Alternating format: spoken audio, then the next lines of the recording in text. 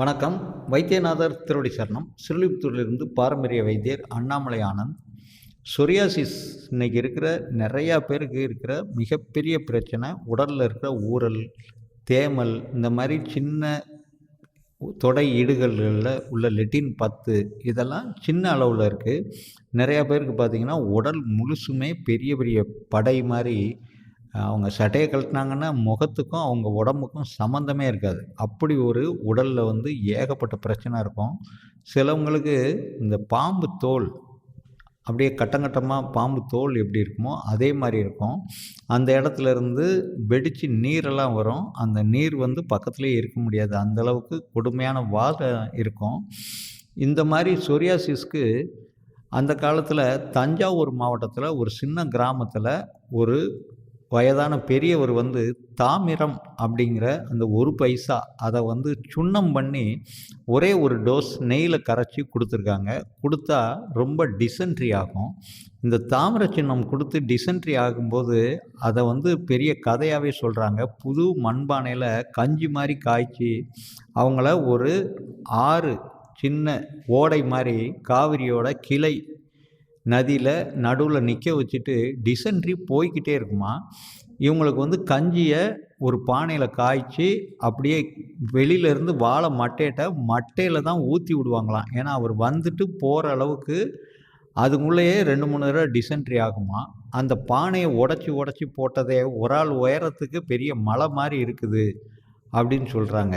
அந்த கிராமத்தில் அந்த காலத்தில் பிரிட்டிஷ்காரங்க காலத்திலேருந்து கொடுத்துருக்காங்க. பிரிட்டிஷ்காரங்க காலத்தில் பக்கத்து கிராமத்துக்காரங்களாம் இப்போ டிசென்ட்ரி ஆகிற வரை ஓடையில் நிப்பாட்டி வச்சிடறாரு. அடுத்த கிராமத்துக்கு இந்த தண்ணி வருது, எங்கள் ஆடு மாடுகள்லாம் குடிக்கும்போது அவங்களுக்கு அதுக்கு உடல்நல பாதிக்கும்னு சொன்னதுக்கப்புறம் அந்த வெள்ளைக்காரர் பார்த்துட்டு இவருக்கு ஒரு குளமே 5 ஏக்கரில் வெட்டி கொடுத்து இந்த குளத்துக்குள்ளே பேஷண்ட்டை நிப்பாட்டுங்க அப்படின்னு சொல்லி வைத்தியம் பார்த்ததா சொல்கிறாங்க. அதே தாமிர சுண்ணம் அவங்க எந்த முறையில் சொல்லினாங்களோ அதே மாதிரி நம்ம பண்ணுறோம். ஒரு மெட்டலை சுண்ணாம்பாக மாற்றுறதுங்கிறது மிகவும் கஷ்டமான விஷயம். தாமிரம்ங்கிறது 1600 டிகிரியில் உருகக்கூடிய ஒரு பொருள். அந்த பொருளை நம்ம 18,000 டிகிரி அளவுக்கு உயர்த்தி அதை சுண்ணாம்பாக்குறோம். அந்த சுண்ணாம்பு தாமிர சுண்ணாம்பு தான் அதுக்கு பேர்.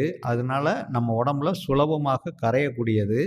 சொரியாசிஸ் அப்படிங்கிற நோய்க்கு நீங்கள் மருந்து அப்படின்னு என்ன மருந்து சாப்பிட்டாலும் மாமிச உணவு, சிக்கன், மீன் இதெல்லாம் சாப்பிடாமல் இருந்தால் தான் அந்த நோய் விரைவாக குணமாகும்.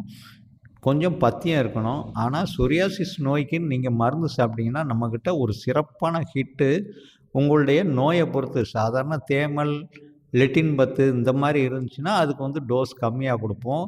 ரொம்ப அளவுக்கு அதிகமாக 10 வருஷம் 15 வருஷமாக இருக்குது, தலையில் எங்களுக்கு பொடுகெல்லாம் போகவே இல்லை அப்படின்னா அதுக்கு தகுந்த மாதிரி ஒன்னொன்றுக்கும் தகுந்த மாதிரி பட்டதாரி மருத்துவர்களின் ஆலோசனைப்படி நீங்கள் வாங்கிக்கலாம். இந்த சொரியாசிஸில் அந்த தாமிர சுண்ணம்ங்கிறத ஒரு நெய்யில் கலந்து கொடுப்போம். அதெல்லாம் ஃபஸ்ட்டு யாருக்கும் கொடுக்க மாட்டோம்.